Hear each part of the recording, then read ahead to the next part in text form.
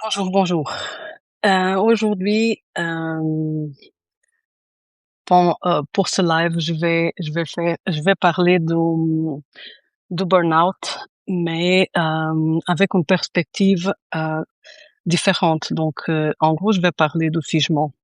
Donc, cet état silencieux en fait qui nous déconnecte de la vie et que permet de comprendre que au-delà de l'épuisement et du burn-out, il y a une réponse naturelle du corps qui permet de retrouver sa vitalité.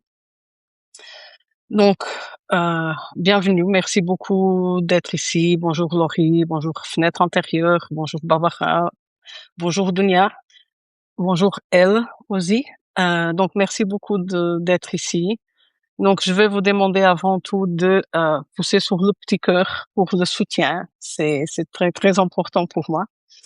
Et donc, en gros, je vais parler justement de comment le figement ou la sidération amène au burn-out. Donc, en gros, c'est une épidémie mal diagnostiquée que souvent, justement, vient de cette réponse au stress qu'on a et qui n'est jamais déchargée. Donc, beaucoup de stress qui reste dans le corps sans être déchargé. Et en gros, j'ai eu une cliente qui avait tout pour être heureuse. Donc, elle avait un poste à responsabilité qu'elle a décroché avec beaucoup de travail et de détermination. Elle avait aussi une vie sociale où elle semblait épanouie, une famille que fonctionne et de l'extérieur, en fait, tout avait l'air parfait. Mais chaque matin, elle avait la même sensation, donc une lourdeur que l'envahissait, même avant d'ouvrir les yeux, l'impression de regarder sa vie à travers une vitre, euh, aussi la sensation d'être là sans être là, donc sans être vraiment présente, et de faire tout de façon mécanique, donc se lever, se préparer, sourire, assurer les différentes choses qu'elle devrait assurer dans son travail, gérer des dossiers. Donc, en gros, fonctionner bien encore et toujours. Et un jour, un diagnostic est tombé, donc burn-out, mais aussi d'autres noms comme dépression fonctionnelle, anxiété chronique aussi. C'était aussi des propositions de ce diagnostic, pardon. Et et après, viennent toutes les solutions différentes comme ralentir, déléguer, méditer, poser des limites, prendre soin de soi. Un petit peu des solutions que moi je dis toujours, si on pouvait, on le ferait. Donc, si on ne fait pas, c'est qu'on n'arrive pas. Et donc, du coup, ce sont des conseils qui sont très sensés, mais qui sonnent un petit peu parfois creux face à cette sensation d'être déconnecté de tout, notamment de ses propres émotions.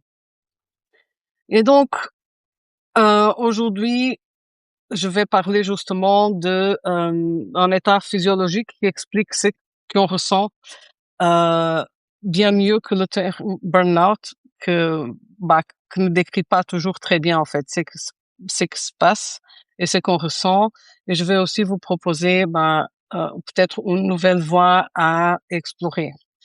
Donc, ce qu'on nous a appris, en gros, c'est que donc le burn-out professionnel, il est souvent décrit comme un état d'épuisement physique, émotionnel et mental qui résulte d'un stress chronique au travail. Et donc, on le reconnaît à ces trois piliers, donc épuisement intense, le cynisme grandissant et le sentiment aussi d'être inefficace. Ok. Et les solutions conventionnelles suivent plus ou moins la même logique. Donc, si on est épuisé, il faut se reposer. Si on est débordé, il faut apprendre à dire non. Si tout nous pèse, il faut pratiquer la pleine conscience. Si on n'en peut plus, on prend un arrêt. Et ces conseils reposent sur l'idée que notre état de burn-out, en fait, découle principalement d'une mauvaise gestion de nos ressources. Mais pour beaucoup de personnes, et donc surtout des personnes dont le système nerveux fonctionne différemment et des personnes neurodivergentes, ces approches n'apportent qu'un soulagement temporaire, en fait. Euh, quand ces solutions apportent, en fait, un soulagement. Pourquoi? Parce que on va s'attaquer aux symptômes sans reconnaître, en fait, le mécanisme fondamental derrière. Et donc, ce qui manque dans tout ça se trouve en fait dans notre physiologie la plus primitive, donc notre système de survie, donc notre système nerveux autonome et aussi la façon dont il fonctionne. Donc souvent, de façon différente de la façon dont on comprend le monde. Ok. Et donc l'idée ici, c'est de découvrir l'état de figement dont je parle assez souvent. Et en gros, notre corps, il possède un système de réponse au danger qui est assez sophistiqué. Ok, donc c'est hérité de des millions d'années d'évolution. Et en gros, face à une menace, on a 4 réactions instinctives qui peuvent s'activer. Ok, donc on a la fuite, s'éloigner rapidement du danger, la lutte, le combat, donc combattre la menace, le figement, donc s'immobiliser pour éviter d'être repéré, et aussi la soumission, s'adapter pour apaiser l'agresseur. Et donc cette soumission, c'est aussi un état de sidération parce qu'on ne bouge pas. Et donc ces réponses, elles sont automatiques, ok, donc elles sont instinctives et déclenchées par notre système nerveux autonome, celui qui fonctionne sans notre contrôle conscient, et dont son but, c'est de nous garder en vie, point. Ok? Et donc, ce que beaucoup de personnes vivent n'est pas simplement de l'épuisement, c'est un état de figement chronique. Et donc, lorsque nous ne pouvons ni fuir ni combattre les pressions constantes, donc le stress de tous les jours, les attentes contradictoires et les responsabilités parfois écrasantes, notre corps, il adopte une stratégie de survie alternative. Donc, il s'immobilise, il se déconnecte, il se retire antérieurement tout en maintenant une façade fonctionnelle. Qu'est-ce que ça veut dire? Ça veut dire que notre corps, il s'y prépare pour faire le mouvement très intense de fuite ou de combat, mais après, on reste sans bouger parce que, en gros, on ne peut pas. Et donc, le figement, il se manifeste de façon particulière dans notre monde moderne. Ok, donc on a par exemple la sensation d'être à côté de sa propre vie. On a aussi une difficulté à ressentir pleinement des émotions positives, une fatigue qui ne va pas s'améliorer avec le repos, des douleurs physiques inexpliquées, aussi parfois l'impression d'être ralenti, comme sans se déplacer dans une espèce de brouillard, et aussi un détachement émotionnel, même dans des situations que sont censées nous toucher. Et donc, contrairement au burn-out qui résulte principalement dans l'épuisement des ressources, le figement, donc la sidération, est une réponse active de protection. Donc, notre corps nous met en pause pour nous préserver d'un danger qu'il perçoit comme constant et inévitable. OK? Donc, je ne sais pas si jusqu'à maintenant, c'est compréhensible, mais je vais quand même continuer et on laissera toutes les questions pour la fin.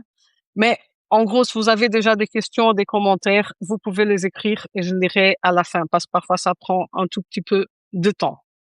Donc, l'expérience neurodivergente dans tout ça, c'est-à-dire quand notre système nerveux fonctionne différemment.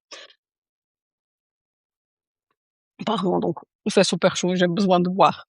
Donc, pour les femmes neurodivergentes, qu'elles se reconnaissent comme telles ou pas, parce que parfois, on ne se rend même pas compte qu'on l'est. Mais on sent qu'il y a quand même certaines sensibilités légèrement différentes. Donc, la sensibilité du système nerveux d'une personne neurodivergente est souvent amplifiée. Donc, les stimuli ordinaires peuvent être ressentis avec beaucoup plus d'intensité. Les bruits du bureau, par exemple, les lumières artificielles, les interactions sociales, les changements prévus, les attentes implicites. Et donc, tout cela constitue une charge sensorielle et émotionnelle qui est invisible, mais elle est bien réelle. Ça peut être aussi donc le cumul de responsabilités, donc avoir beaucoup de responsabilités, beaucoup de choses que se mettent une au-dessus des autres et que auquel on est super sensible et on se sent écrasé en face de toutes ces responsabilités. Donc, cette hypersensibilité, elle va créer un état d'hypervigilance presque permanent. Donc, notre système nerveux, il est constamment en alerte. Il analyse chaque interaction. Il va aussi anticiper les problèmes et adapter notre comportement pour répondre aux attentes. Et donc, ce masque social, par exemple, cette capacité à paraître normale et adaptée, consomme beaucoup d'énergie. Et avec le temps, cette dépense énergétique devient très difficile à gérer, voire insoutenable. Et donc, notre corps va alors connaître une transition physiologique de l'hyperactivation chronique, toujours en alerte. Il va basculer vers le figement chronique, donc la déconnexion protective. Et donc, cette transition, elle explique pourquoi tant de personnes rapportent avoir été performantes et passionnées pendant des années avant de, soudainement, ne plus rien ressentir. Donc, ce n'est pas un changement de personnalité, c'est un changement d'état physiologique. Donc, notre corps, il a changé de stratégie de survie. Et donc, les différences de traitement sensoriel jouent aussi un rôle crucial dans cet épuisement. Donc, quand chaque stimulus doit être consciemment filtré et géré, les ressources attentionnelles s'épuisent rapidement, ok? Et elles ne laissent que peu d'énergie pour la créativité, la joie, ou même la simple présence.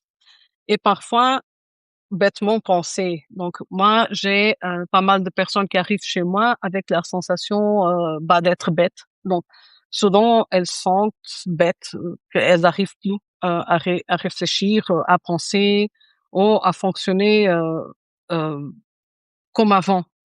Et donc, on peut briser le schéma avec une approche somatique. Donc, dans mon cas, c'est toujours une approche schématique pour briser les schémas, justement. Et donc, face à ce figement sidération chronique, les approches cognitives montrent qu'il y a des limites. Donc, on peut comprendre intellectuellement de façon cognitive ce qui nous arrive, et c'est nécessaire, et c'est très important, mais pour résoudre, c'est insuffisant. Donc, pour transformer un état physiologique ancré dans notre corps, les approches cognitives, elles ne suffisent pas. Et c'est là, justement, que les approches somatiques, donc centrées sur le corps, elles offrent une voie complémentaire qui est très importante, voire essentielle. Donc, l'approche somatique, elle reconnaît que nos traumatismes, nos stress chroniques et nos adaptations sont stockés dans notre corps, pas seulement dans notre mémoire consciente, dans notre mémoire explicite. C'est-à-dire nos tensions musculaires, nos schémas respiratoires, notre posture, tout cela reflète et maintient nos états antérieurs. Et donc, en gros, c'est simple. Pour changer notre état, il va falloir impliquer le corps. Pas en le forçant à faire des exercices rigides, mais en l'écoutant et en lui permettant de compléter ce que j'appelle souvent des cycles de réponse au stress inachevés, donc les cycles incomplets. Et donc, quand nous entrons dans cet état de sidération, de figement, notre corps, il accumule de l'énergie défensive, ok, qu'il n'a jamais pu décharger. Et cette énergie, elle reste à l'intérieur du corps, piégée, elle crée des tensions chroniques. Et à partir d'un certain moment, notre système nerveux est dans un état d'alerte souterraine, ok? Les pratiques somatiques permettent d'accéder à ces énergies bloquées de différentes façons, de les reconnaître et de leur permettre de se dissiper naturellement, sans revivre les situations difficiles que les ont créées. C'est-à-dire, les solutions somatiques, elles permettent de résoudre les traumatismes sans nécessairement revivre des événements traumatiques ou sans avoir vraiment à penser à ça. Donc, c'est cette reconnexion en fait progressive avec les sensations corporelles qu'on fait en thérapie somatique crée un chemin vers un changement durable qui est beaucoup plus profond que celui qu'on a avec la gestion, avec seulement la gestion des symptômes. Donc, les premiers pas. Donc, vous pouvez commencer par une pratique simple que vous pouvez faire aujourd'hui ou là maintenant. C'est un exercice très simple et très puissant pour commencer justement à reconnaître et à libérer cet état de figement. Donc, c'est une pratique qui respecte le rythme et la sensibilité de chaque personne et que vous pouvez toujours arrêter si vous sentez que ça devient inconfortable. Donc, c'est un exercice d'ancrage et de pendulation. Et donc là, vous pouvez vous installer confortablement si vous n'êtes pas déjà. Donc, peut-être sur une chaise avec les pieds à plat sur le sol. Et là, vous pouvez prendre un moment pour remarquer les points de contact entre votre corps et la chaise, entre vos pieds et le sol. Juste sentir le contact de votre corps avec les différentes surfaces. Et ici, vous pouvez porter doucement votre attention sur votre respiration sans la changer. C'est juste observer le rythme naturel de la respiration pendant quelques instants, pendant quelques cycles.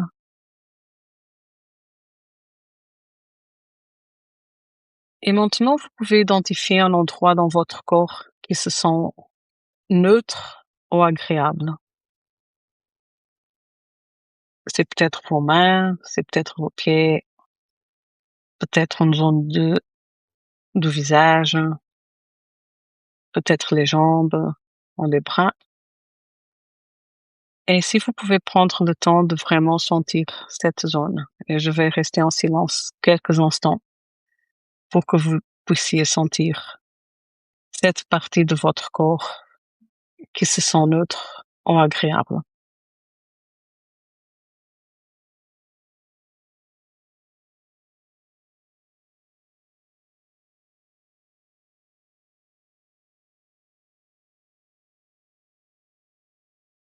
Et très progressivement, vous pouvez laisser votre attention explorer une zone de tension légère dans votre corps. Où est-ce que vous sentez une petite tension? Peut-être aux épaules, peut-être la nuque, peut-être la mâchoire.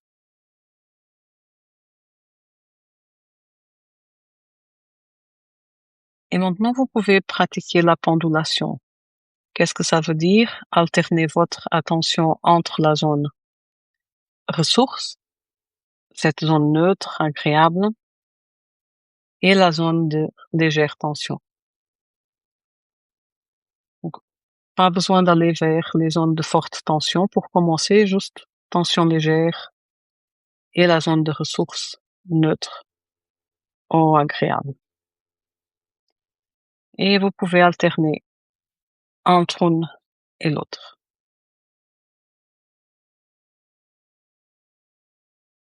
Et ici, vous pouvez aussi observer les changements. Peut-être des picotements, peut-être de la chaleur, peut-être des micro-mouvements volontaires. Et ces changements, ce sont des signes que votre système nerveux commence à se réguler.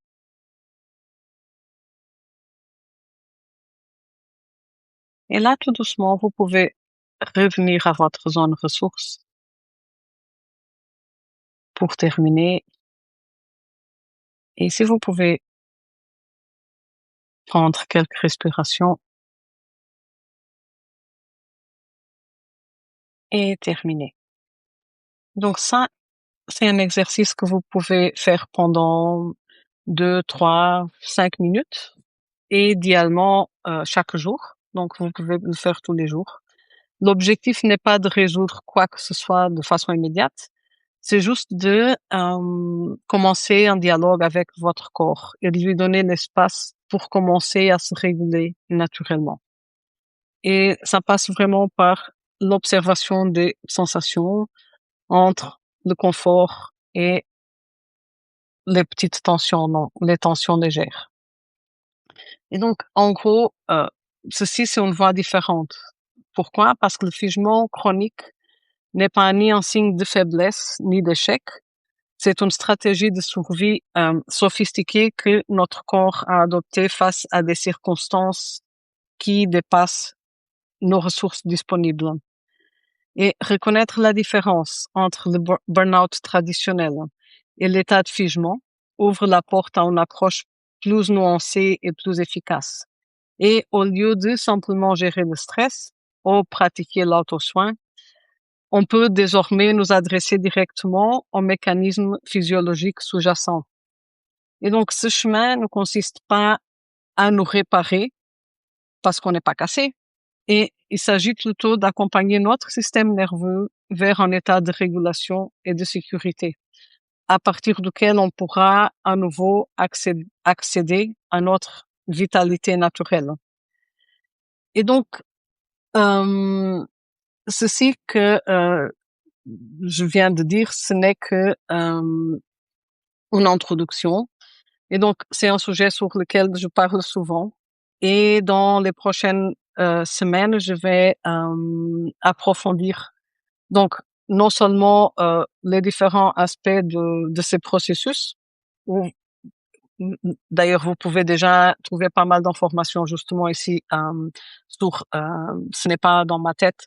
Vous trouvez déjà pas mal d'exercices et pas mal d'articles à ce sujet, mais je vais aussi faire une série sur les différentes techniques que j'utilise parce que c'est l'été et je me suis dit que ça serait intéressant en fait de parler des trois techniques principales que j'utilise, donc TRE, Somatic Experiencing et Brain Spotting, et de comment ces trois techniques nous amènent justement à un état d'autorégulation que nous permet justement de sortir de ce figement, de cette sidération que parfois est chronique en fait.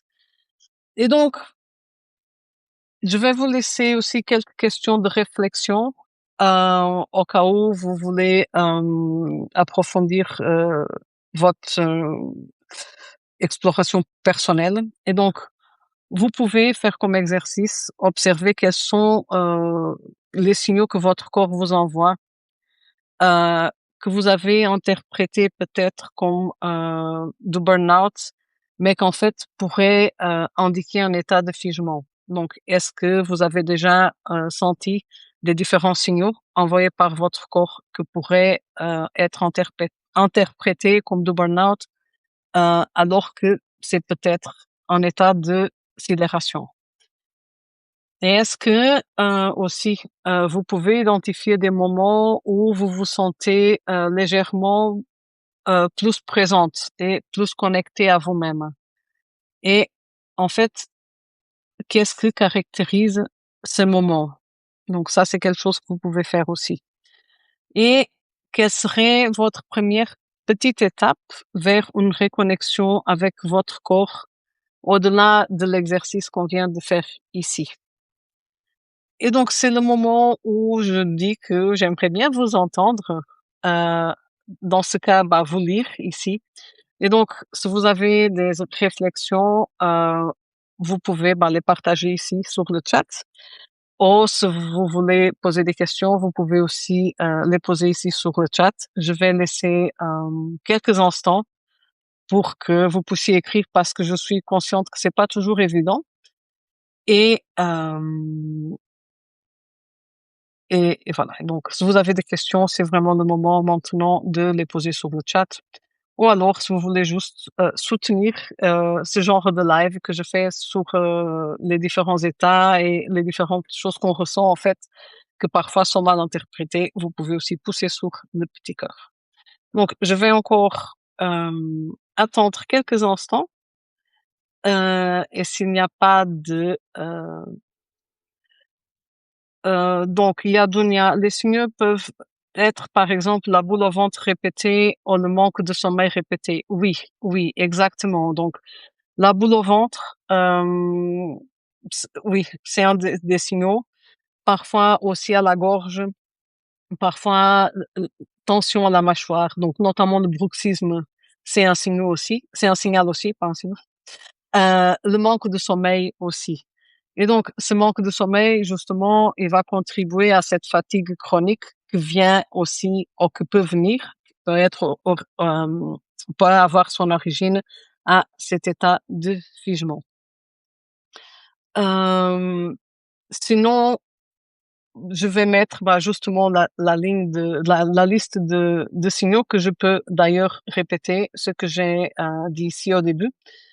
Donc, il y a des différentes façons, mais c'est surtout dans notre monde moderne, parce qu'il y a beaucoup de stimuli, beaucoup de stress, où on est constamment, ou presque constamment dans cet état de figement sans la décharge physique qu'on a une réaction de fuite ou de combat. Et donc, ce que j'ai mentionné ici au début, que je vais répéter, c'est la sensation d'être à côté de sa propre vie, une difficulté à ressentir pleinement les émotions positives, une fatigue qui ne s'améliore pas avec le repos, des douleurs physiques qu'on n'arrive pas à expliquer. Donc, les douleurs physiques inexpliquées sont quelque chose qui apparaît quand même assez souvent. Aussi l'impression d'être ralenti, comme comme on se déplaçait dans le brouillard. Je dirais que le brouillard aussi, le brouillard mental vient là-dedans aussi. Un détachement émotionnel, donc même dans des situations censées nous toucher. Et donc, ce détachement émotionnel est aussi une stratégie de survie. Donc voilà, je vois que il n'y a plus de questions. Dunia, j'espère que j'ai répondu à ta question. Oui, d'autres signaux, c'est aussi cette boule au ventre répétée, le manque de sommeil aussi, de façon répétée. Donc, je vous remercie beaucoup pour votre présence et je vais vous dire à très bientôt pour un autre live, que normalement ça se passe ce vendredi. Et d'ici là, je vais publier l'enregistrement de ce live-ci ici sur Substack. Donc, merci à toi, Dunia, d'avoir posé la question.